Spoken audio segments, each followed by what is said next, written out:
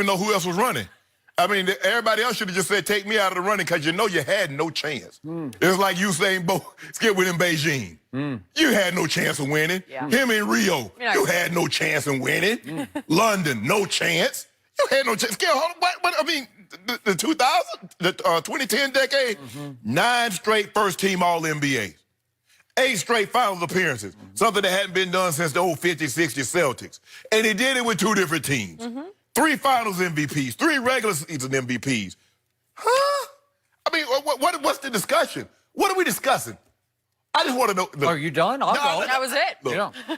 I understand, Jenny, because, you have first place votes, second place votes. That's why you get, second place. Because really, if you just said, okay, you just get to cast first place votes, we already know who it been.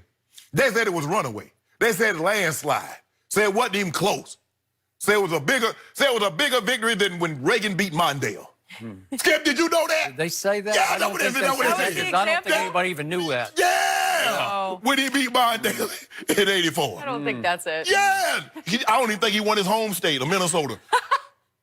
Skip, this is a shame. Sad. You should be ashamed of yourself, Skip, that you would even broach the subject. And if you... I haven't spoken. Yeah, because I know you still upset that Jason Garrett is... That's true, I'll give you that. First of all, Skip, he's under contract till January 14th. So let Jerry get the last little bit, the last 13 days out of him before he probably ceremonially give him the boot. But Skip, I don't really know whom else could have even been in the discussion after what we just witnessed. 9.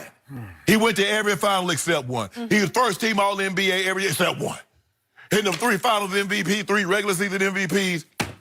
No further questions, John. Thank you. My turn.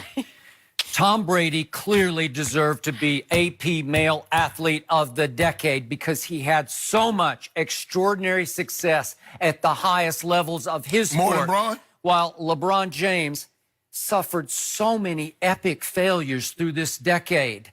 And I'm going to start with those because the blind witnesses, led by Shannon Sharp, tend to sanitize these from the record, just sweep them under that little rug you keep over there for LeBron's sake. And let's start with 2010. That counts. Yeah, as decade, right? it counts. 2010 playoffs when LeBron and company were up 2-1 on the Boston Celtics. Remember this? Yeah. And LeBron shrank in games 4, 5, and 6. And Dan Gilbert, his owner, accused him of quitting on the Cleveland Cavaliers in that series. And Kevin Garnett, now the star of Uncut Gems, recently said just a couple of weeks ago, we broke LeBron in that series. Does that count in the decade? Yeah, I don't know. Sure does. That's an epic fail to me, which led to the decision, which led to LeBron and Dwayne sitting up on the stage and LeBron saying, not 5, not 6, not 7. Remember that? Which led to 2011 first go-around with the Heat versus the Dallas Mavericks. Epic meltdown in the NBA Finals versus the Dallas Mavericks. The chosen one turned into the frozen one, right on schedule in games 4, 5, and 6. Being up 2-1, just like against the Boston Celtics. How can you wipe that from? How can you expunge that from his record? It happened in this decade.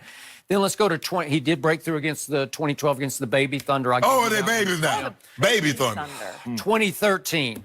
Without the clutchest shot ever hit by Ray Allen, LeBron James is now 2-7 in finals because this simply, there it is, I hate to see it again, Chris Bosh out to Ray Allen. Green, bang! Nothing but net. Woo, back it up. But net.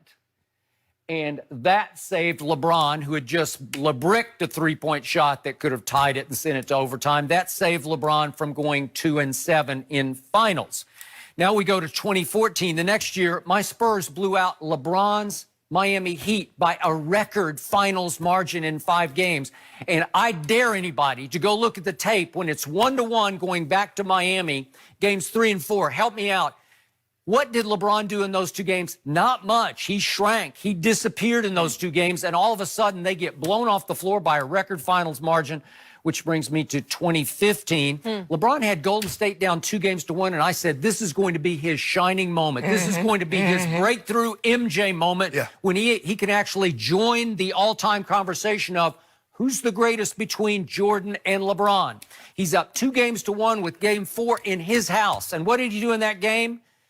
7 for 22, 1 for 4 from 3, 5 for 10 from the free throw line, and they got blown out by 21 points in what's now the Iguodala game, in which Steve Kerr inserted Iguodala. Okay, yep. Remember that? Good point. I mean, compelling point, Skip. Then they lose the next game by 13 and the last game by 8, and boom, boom, boom, he's out again. These are epic failures, 2017. Remember, KD in LeBron's house just rose above him in this is game 3 in LeBron's house, and shot it right in his face to take over basketball and become the MVP of the finals and the best player on the planet. Yeah. Remember that? Have we all? I guess most people have forgotten that one, which led to 2018, game 1, that debacle at Oracle in the finals.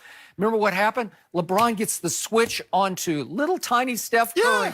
And LeBron's out of his mind at that point. He'd scored 49 points and had the hottest hand from distance I've ever seen him have in any playoff game.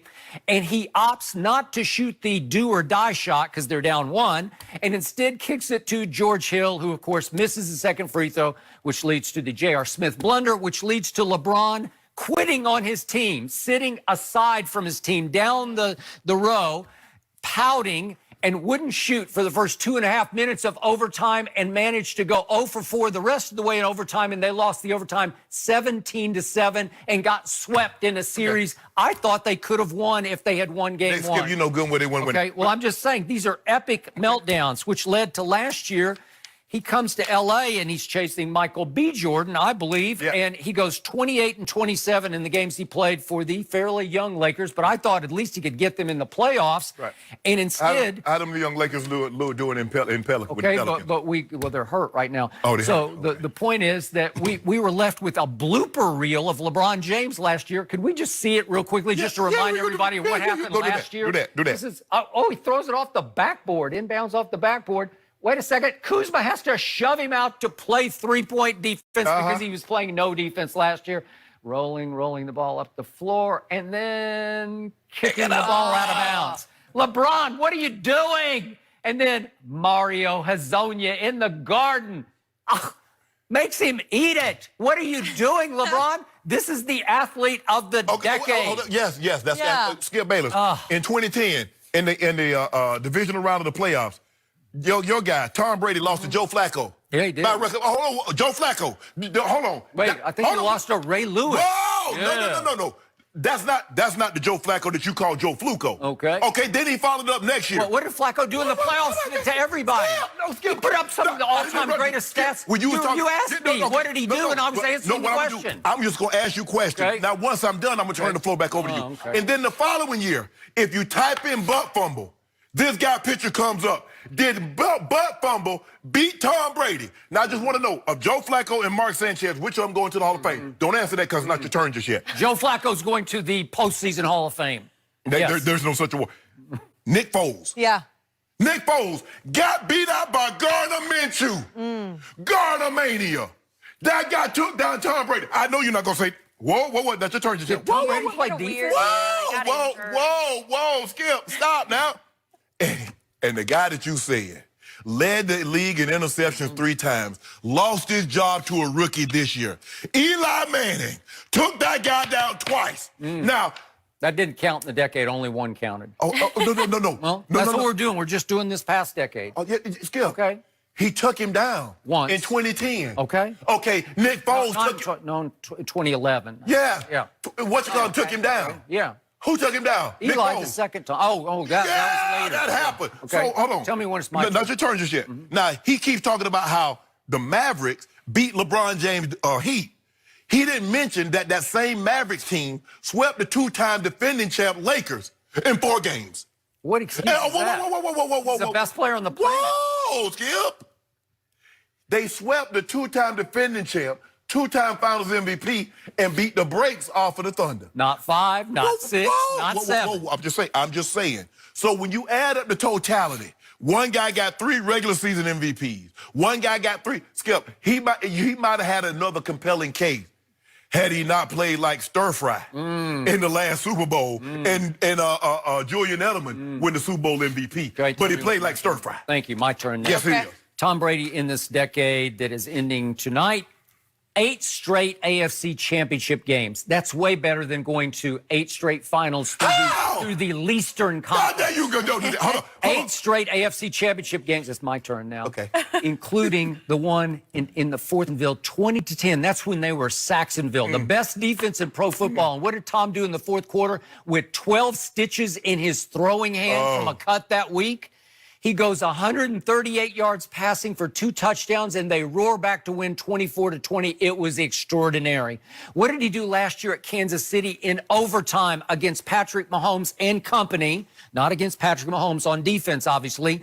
He completed, Tom Brady, 3 straight 3rd and 10s. It's virtually impossible to do that, to lead them down for the touchdown that won the game on the road against the MVP's team. Now let's go back to the Super Bowls, the one you talk about, 2011. Yeah.